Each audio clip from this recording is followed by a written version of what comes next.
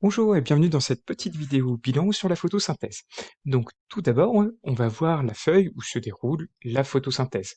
Donc au niveau de la feuille, je vous rappelle, elle est composée de différents tissus qui sont composés de différentes cellules.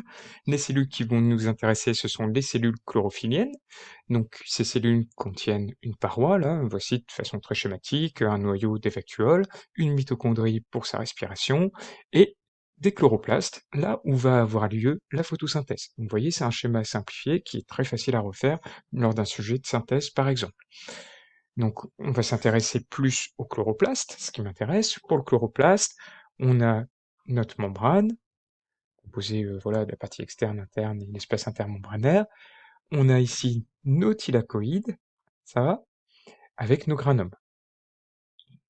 Donc, c'est ça qui va permettre la première phase de la photosynthèse, la photolyse de l'eau, et la deuxième phase aura lieu, elle, dans le stroma, à l'intérieur, avec la production de sucres plus complexes, type amidon, et de sucres liés à la photosynthèse. On va regarder d'abord la première phase. Donc lors de cette première phase, qui est la photolyse de l'eau, donc la première phase dite photochimique, photo pour les photons, fait de la lumière, on peut voir ici qu'on va produire une molécule d'ATP, qui est la molécule, je vous avais dit, énergétique, qui va permettre un petit peu d'apporter toute l'énergie. Donc comment ça se passe?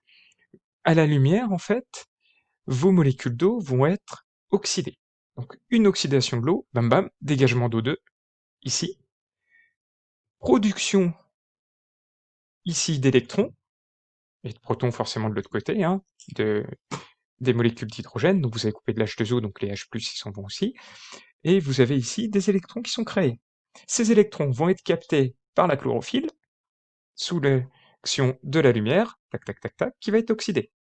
Et ça va permettre le stockage de ces électrons. Et là, on a bien réduit l'eau, et forcément la chlorophylle, qui s'est oxydée avec la production d'électrons. Cette production va nous permettre la deuxième phase de la photosynthèse, qu'on va voir maintenant. Donc dans cette deuxième phase de la photosynthèse, qui a lieu dans le stroma, on va voir la version simplifiée qui est déjà pas mal. Dans cette version simplifiée, vous allez voir, ce qui m'intéresse, c'est que là, on a fait l'oxydation, maintenant on va pouvoir faire la réduction. La réduction, ici, du CO2.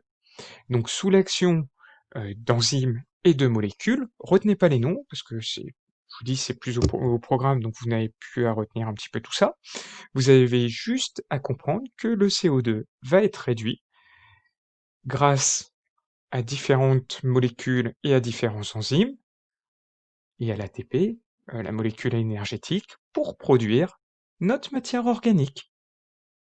Donc petit à petit, ici au niveau du stroma, là on est en train d'assembler, de produire, tac tac tac, petit à petit, cette matière organique qui nous intéresse. Et évidemment, on régénère les différentes molécules et enzymes. Et on recommence un nouveau cycle, et ainsi de suite. Avec ici, de nouveau, l'oxydation de l'eau, bam bam bam, au niveau du thylakoïde, et puis là, hop, on re-rentre dans le stroma, dans le cycle de Calvin, le cycle Calvin qui permet la production de matière organique. Ça va? Donc ça, bon, c'est pour le bilan, pareil, ne retenez pas forcément le nombre de molécules, tout ça, comprenez bien juste le principe, parce que j'ai vu que vous aviez un petit peu de mal à comprendre ça.